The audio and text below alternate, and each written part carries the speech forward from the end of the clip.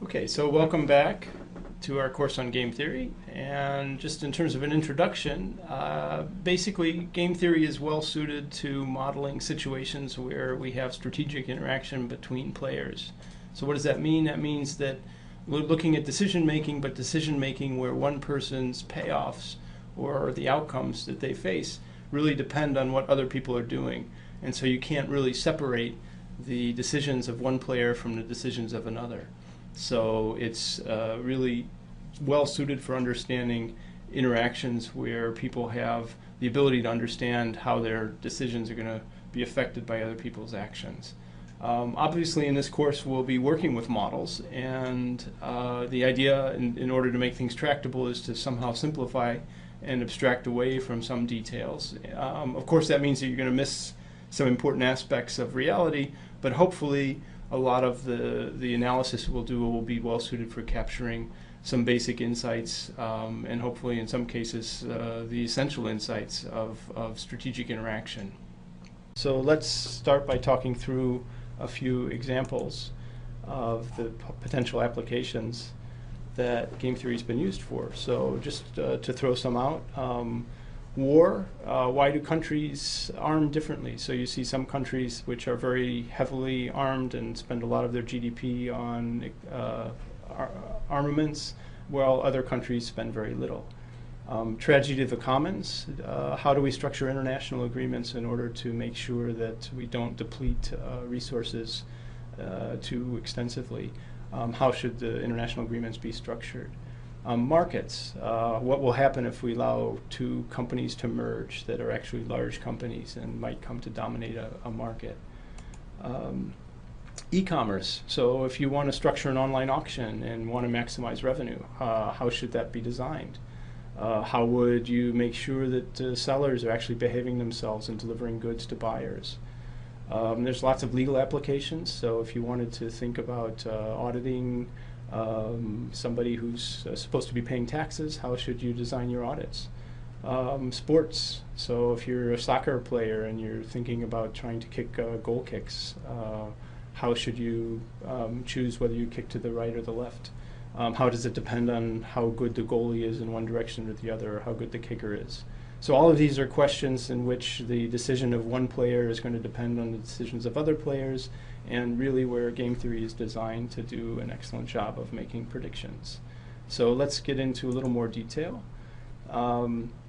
So we've talked through some of the basics, and one thing to emphasize here is that game theory really provides you more or less with a methodology or a toolbox. So it provides you with a series of ways of thinking about how we can structure games, how we can model different players' decisions, how we model payoffs, and so forth. The specific tools are going to vary with the applications, and the course will take us through some of the more basic tools and the important ones that you see used in practice. Okay, so in terms of modeling games, there are different things that are going to be the essential ingredients that we have to keep track of. Most importantly, obviously, we have to know who the players are. And that's going to involve knowing who's making the decisions. So, if we're modeling a company, do we model it as a single person making decisions, or do we model it as many people? That's a decision we'll have to make. Strategies, what are the actions available to the players? So what are their choices? Timing, so does one player move before another player, so that one player gets to see what the other player's done before they make a decision, or do they both move simultaneously in ignorance of what the other person's doing? These are all going to be very critical in trying to understand what happens, and we'll talk in detail about some of these things as the course progresses. Information, so what do players know when they're choosing? So what kind of history have they observed? What do they know about what the other players' payoffs are? What do they know about their own payoffs? Payoffs, more generally, what happens as a function of actions? How do we describe who gains and who loses from different situations? And moreover, what motivates players? So what do they really care about in terms of their decisions to play a game?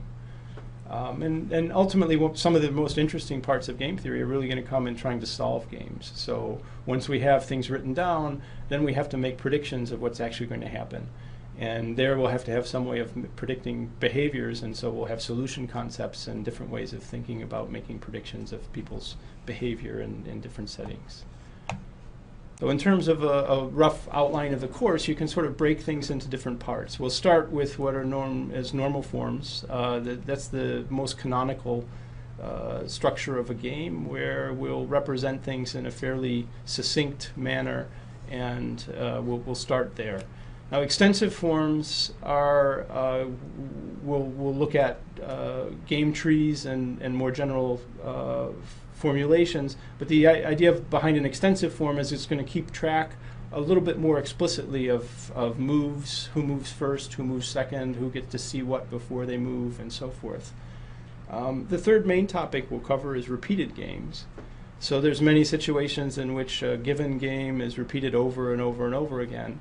And when you're playing with the same set of players in repeated situations, that can change the incentives relative to what you would have done in a single situation. So we'll start by analyzing games in isolation and single rounds, and then we'll move to repeated games. And finally, one of the more important topics that we'll get to towards the end of the course is bringing in incomplete information into the setting. So most games that you actually deal with in the real world involve some degree of uncertainty in players in terms of what they might expect from other players, in terms of what the other players' motivations are, payoffs, what their own payoffs are. And so we'll talk about how we model incomplete information in a general way. Okay, so let's get started. So our first topic here is now the normal form games. And before we go through the formal definitions, it might be useful to just go through an example to give you some idea of the scope of game theory and to give you an idea of how this is done and so forth. And then we'll come back to some formal definitions after we've done this. The first example that we'll talk about is predator-prey games. And this is an analysis that's based on a paper by Chen Shi and Sheng Bao in 2008. And it's a very simple abstraction of strategies that might be used in animals between predators and prey. And basically it's going to distill things into a very simple form of game where a player, now a predator or a prey, can choose either to be active or passive. So let's talk a little more about what that is going to be. So the idea here is you can choose to either have an active strategy, meaning that you're expending a lot of calories, moving around quickly, or you can sort of sit and wait. So spiders you could think of as being a passive insect. Something like a lion that moves around and has to chase prey, that's going to be an active strategy. So they have the choice of being active or passive, and the payoffs that they get are kept track of in this formulation by just keeping track of the expected calories that they capture less the expected calories that they expend for the predator. So if you're active, what does that mean? That means you're going to expect to burn more calories as you're chasing prey around, but you also are going to expect to capture more. So there's going to be a trade-off possibly, and we'll have to look at that in detail. Now the prey, here the payoff is kept track of in terms of an expected penalty for death. So obviously you don't want to be caught by a predator, but also you burn calories if you're moving around actively. So the trade-off here is if you're active, you have less of a chance of being caught, but you're also burning more calories. So the important thing here is that the expected calories that you burn and the expected rate of capture depend on the interaction between the strategies of both the players. So let's have a look at how that works. Okay, so now in terms of making some predictions about what's going to happen in the predator-prey game, the first thing we can begin to do is look at the different payoffs that the predator gets, for instance, as a function of which choice they make. So let's have a peek at that. The predator here, if we look at whether they're passive or active, we end up seeing that if they're passive and the prey is active, they get 1.6, whereas if they're active and the prey is active, then they get 1.7. Right? So we've got 1.6 if they're passive and the prey is active, whereas they get 1.7 if they're active and the prey is active. So obviously it's better for them if they expected the prey to be active. We can do the same kind of analysis conditional on the prey being passive. So suppose the prey was going to be passive, what would the predator want to do? Well, they get 0 from being passive. They get 3 from being active. So again, we see a situation where it's better for them to be active rather than passive. And so what do we end up with? We end up with a prediction then that the predator should be active. Okay, so we have a prediction that the predator should be active regardless of what the prey does. So once we go to making a prediction that the predator is going to be active, then we end up having to look then at what should the prey do conditional on the predator being active. So if the predator is active, the prey gets a payoff of minus 0.8 if they're active, minus 1 if they're passive. Obviously, it's better to get minus 0.8 than minus 1. So they should choose to be active as well. So when we solve this game, what do we end up with? We end up with a prediction that both predator and prey will end up being active. Now, obviously, this is an abstract formulation where there's a lot of things that have been swept under the rug, but just based on some really simple calculations of calorie expenditures and simple strategies for predator and prey, we end up with a prediction that for large mammal games, according to the paper, that we should end up with both of them being active. Okay, so we could begin to ask ourselves, are most large mammals active? Well, you think about most predators you can name: lions, tigers, leopards, wolves, coyotes, etc., etc. Most prey, deer, antelope, zebras, and so forth, yes, they're active. It's not exclusively true. You could think of things like sloths or other kinds of animals that are quite passive. But we end up with a prediction that seems to match some things. So obviously we can enrich the game to take into account different kinds of habitats, changes in climate, changes in the particulars of the geography and so forth. That's going to enrich the game, but also lead to a much more complicated analysis. So for our purposes, this begins to illustrate what's going on. Let's take a look just at a quick variation on this, where instead of thinking of large mammals, now we think of small insects.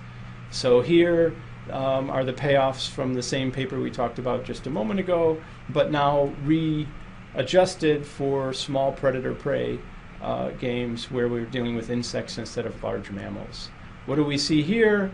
Well, now let's look at the predator's strategies again. So if the predator expects the prey to be active, then what should they do? Well, they prefer to be passive, because in this particular situation, active prey in an insect game are hard to catch. You'd be better off not expending too many calories, being passive. So now let's think about, well, suppose the predator was passive. What should the prey do? Take a look here. Well, they get -6 if they're active. They're burning calories. Since the predator is being passive, they might as well be passive too. They don't burn as many calories, so here they get a 0. Okay, well, if now the prey was being passive, what should the predator do?